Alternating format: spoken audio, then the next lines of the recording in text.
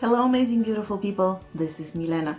Today, we continue with the general topic of how to consciously take charge of our own power and use it to create the reality that we want to experience. One of the most powerful ways in which we program our own reality. That's it. We program our own reality. First of all, it really is helpful and beneficial to take a moment and to sit with that statement. We program our reality. We put information into an information field that then turns that data into actual experiences for us. And literally, if we use computer language, if we use kind of a more abstract way of seeing it, that's how we would describe it. We program our reality. There are many ways in which we do that. Yes, our actions, what we do, our feelings, the behavior that we exude because of our feelings and emotions are intense. But today, I want to focus on one of the main and most profound and powerful ways in which we do that. And that is our words. Exactly, our words, the things that we choose to say. They are sound, they're vibration, and they're a very direct way of sending information into the field. I recently worked with a client and oh my God, she was spewing words that were programming her reality faster than I could actually say time out and stop her.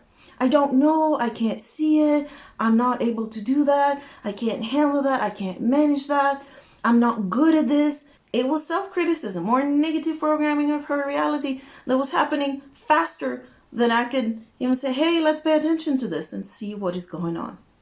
We don't necessarily usually pay attention to the words that we say in terms of, oh, I'm putting data into an information field that then draws on that data to create experiences for me.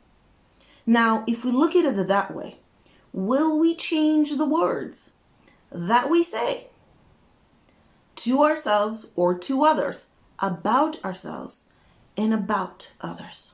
Because, okay, we might be critical of others, but not saying it to their face. Well, it doesn't really matter.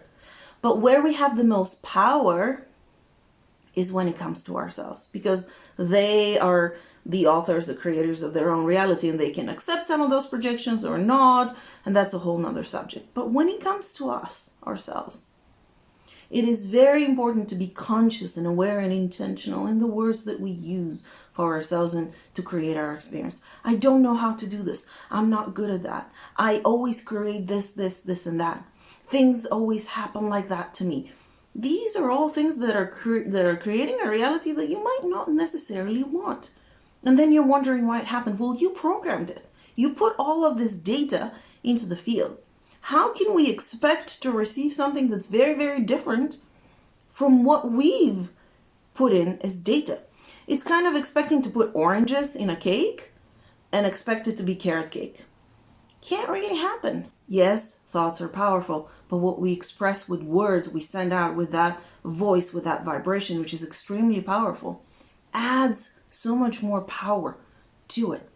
Now, very often, and many people work with affirmations, and they say the most beautiful and positive statements about myself. Let's say I feel like my body doesn't look the way I want it to look, it's not thin enough, and I constantly criticize myself. So I decide to work with affirmations, and I'm going to use the most beautiful positive statements. If I say my body is thin and skinny and lean and fit, is that true? It doesn't ring true to me. It feels like I'm telling a lie. And no matter how many times I choose to say that affirmation, because, we say, fake it till you make it. Say that lie 1,000 times until it becomes truth. It doesn't quite work that way because I still carry these programs within me that's not true. So I would feel like I'm saying a lie. And although as I'm saying them, it might feel a little bit better or might have the belief that it will help me with this, it doesn't necessarily do the job. So it's important when I change my language, it's important for me to feel that what I'm saying is true. So I can say, I really enjoy that I'm so much more connected to my body than I've ever been before. There's many things that I actually like about her. My body has served me really, really, really well. And then gradually we can move forward from there. We sort of feel like it's honorable. That's a big hook, a big trap. We think it's honorable to criticize ourselves in front of others. Oh, I need to lose weight. No, I'm so out of shape. And why would we want to program